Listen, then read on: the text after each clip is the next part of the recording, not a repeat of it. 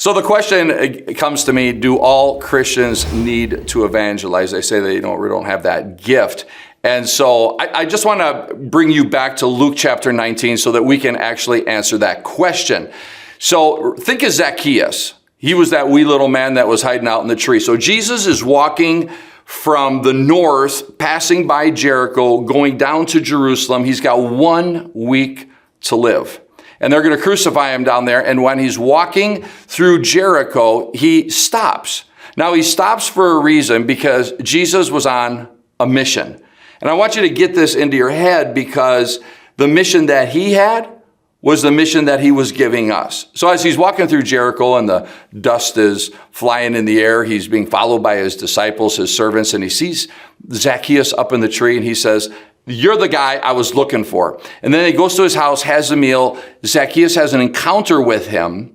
And after Zacchaeus is completely changed, what happens? Jesus begins to walk out of the house of Zacchaeus, and he states something that is very profound that has to do with you. And it answers the question of whether or not all Christians need to evangelize or not. He said, salvation, surely salvation has come into this house. Because this guy was a Jew and he was completely transformed. And then he says, the Son of Man, referring to himself, Jesus, he said, the Son of Man came to seek and to save that which was lost, those who were lost. And he did something at that moment.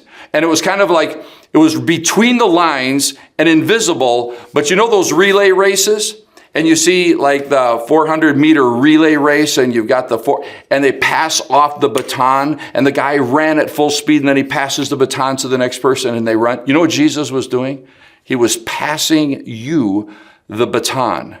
And as he was walking out of Zacchaeus' house, he's on the threshold of his door, and he said, the Son of Man has come to seek and to save that which was lost. And as he was saying these things, he told them a story.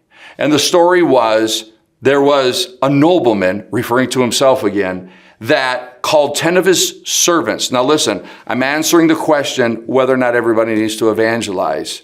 See, everybody needs to share the gospel. And he called his 10 servants, and he gave them each a mina, ingot of silver, 500 grams, 1 pound of silver. It represents the gospel message. And he says, you guys have one job to do. I'm passing you the baton. As the Father sent me to seek and save the lost, now I'm sending you to seek and save the lost. He passes on to his servants. There's the answer. He passes on to his servants the mission of seeking and saving the lost. Now, Jesus was crucified, and then he rose again, and weeks later, he's standing at the Mount of Ascension, and he says it again. Now, all power has been given unto me. As you go out and what? Share the gospel. Disciple those people that get saved. So to answer your question, are all people called to evangelize? The answer is, if you are a servant, then you have been given a mission.